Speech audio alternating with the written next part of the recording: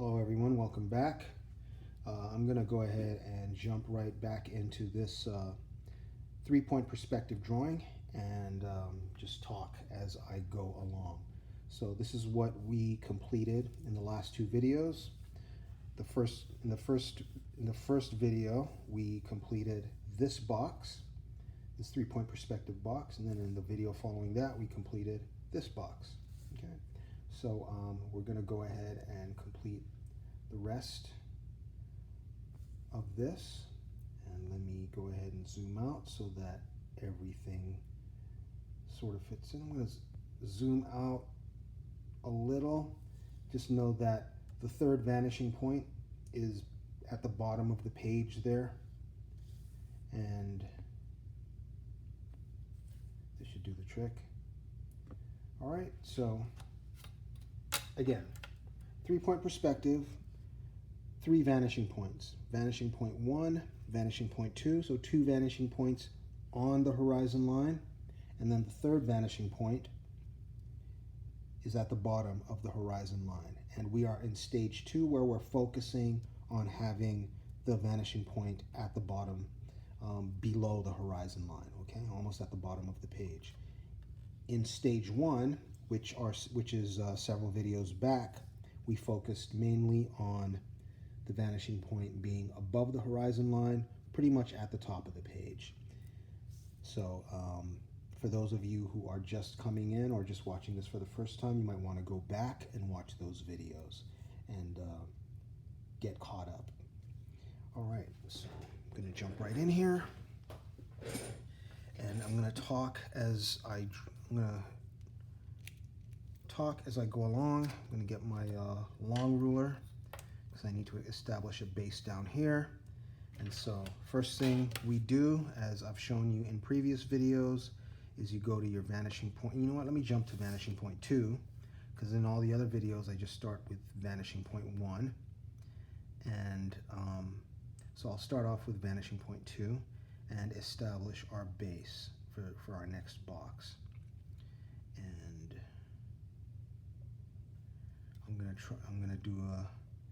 I'm gonna do a good job of keeping track of where all the lines are, and I'll point everything out so that you guys can see things very clearly, see what I'm doing very clearly.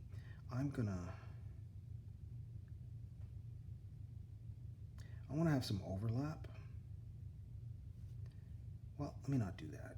Let me do that later in later videos, since I'm just trying to cover the basics here and just be very clear with everybody. Okay, so so there is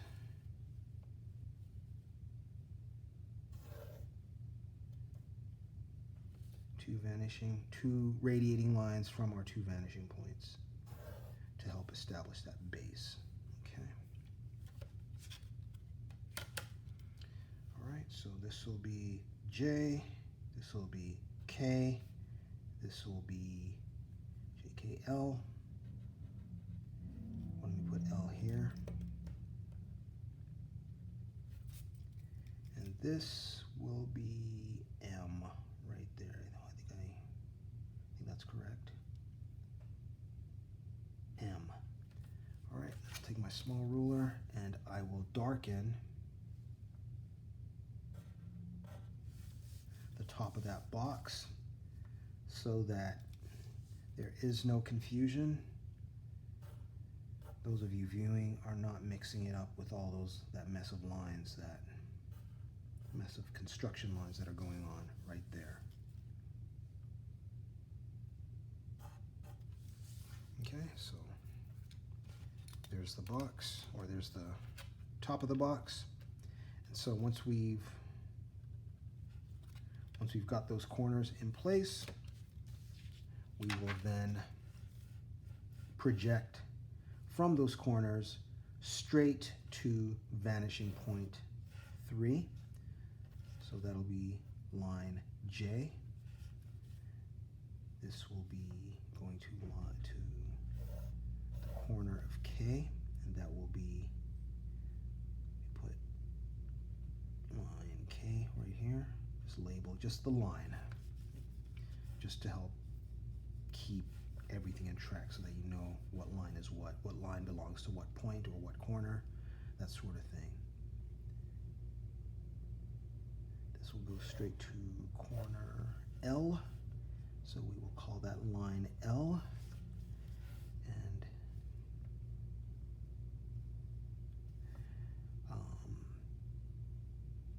normally I probably wouldn't, unless I wanted to see the inside of the box, I probably wouldn't draw this line, but I'm going to draw it so that you see it, so that you can see the construction.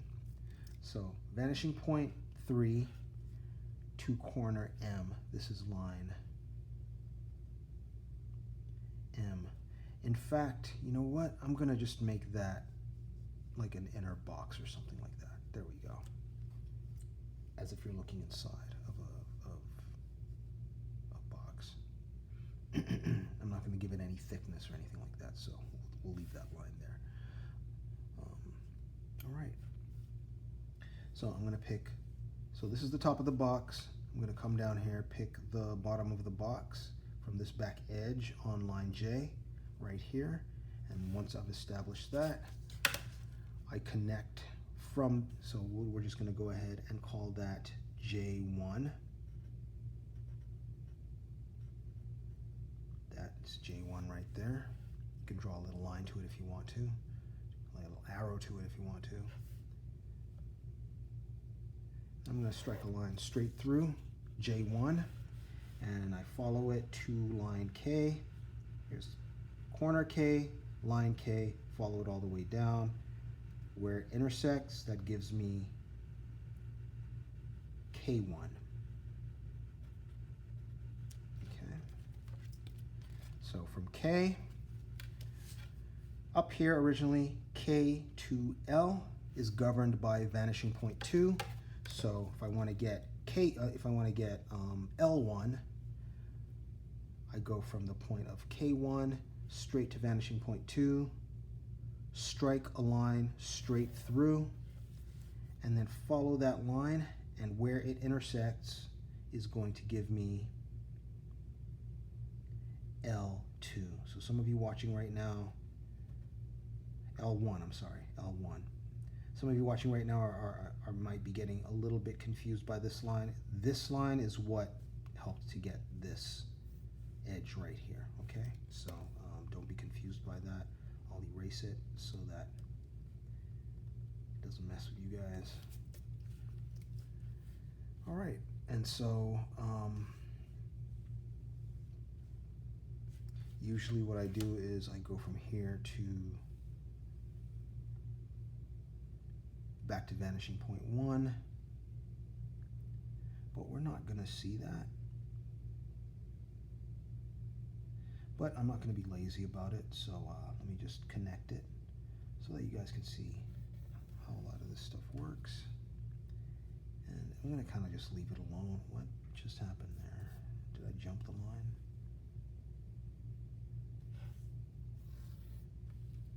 There we go. Oh, it's so close to this. So that's what's happening. That goes here, and just to make sure everything's correct, I just want to be very complete about this. Right about there. And that should connect directly. If I strike that line straight through this point, it should connect to J1. I don't need that. I'm just going to leave that alone. I'm going to go ahead and darken the line.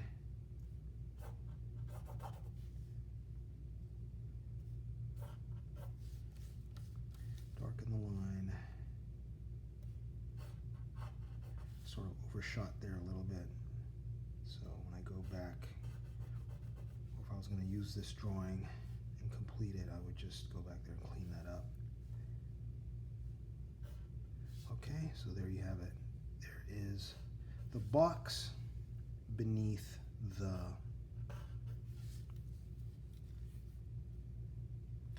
box underneath the horizon line, the box below the horizon line, with the vanishing point, the third vanishing point being below the horizon line as well, almost at the bottom of the page. What I'm going to do is I'm going to go ahead and shade this, take some liberties and shade this so that you can see that this is the inside surface of this particular box. It's like a shaft, elevator shaft or something. All right, so there you have it. Let me look at the time real quick. We're 10 minutes in. I'm gonna, let's see. So I'm using knot a little bit.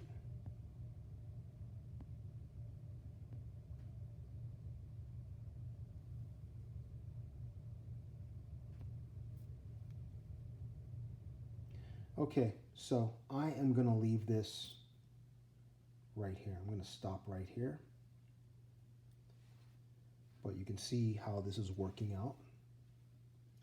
I'm going to,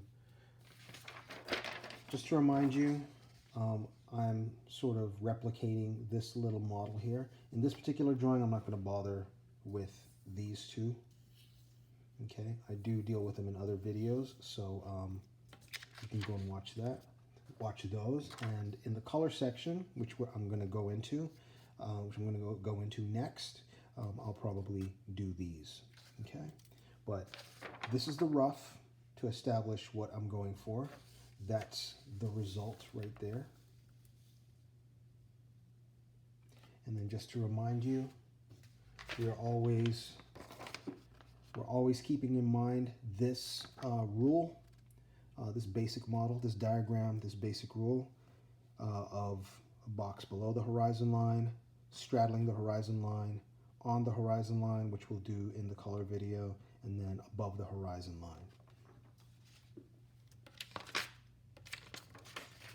So real quick, let's compare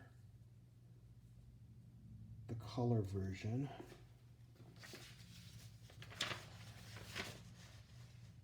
Or the version from stage 1.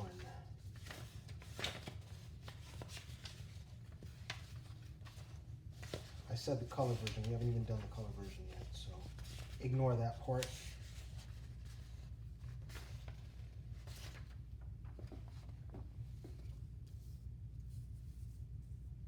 All right, there you go. So, what are we looking at here? Well, when you have, real quick, when you have the third vanishing point at the top of the page above the horizon line, what you get is a worm's eye view or a ground view of the objects. Okay, so basically your feet are planted firmly on the ground according to this shot, and you're looking upwards at these objects, and this is what it looks like from your point of view, from the ground point of view. When you place the vanishing point at the bottom of the page below the horizon line, the effect that you get is a bird's eye view or an aerial shot or an aerial view or an elevated view. Okay, so that's the effect that the placement of the third vanishing point, these are the effects that you get. All right, and if you really want if you really want like a hard worm's eye view, then a lot of these objects will be closer, you'll have their bases closer to the horizon line. And then in this particular case, if you want a more elevated view, you probably want to draw your objects further down, or even place your vanishing point much further down, and then you'll get a more extreme version of that aerial shot, that bird's eye view. Okay, all right, well, this is Stractify Visual Arts channel, covering all concepts and techniques related to drawing and composition. I will see you in the next video as we go into the color version, stage 2 of 3-point perspective in our perspective drawing series. See you guys later. And again, leave your comments, your questions, and your discussions down below, and I will try to engage with you guys a little bit here and there, depending on what you put down there. Okay? All right. Bye.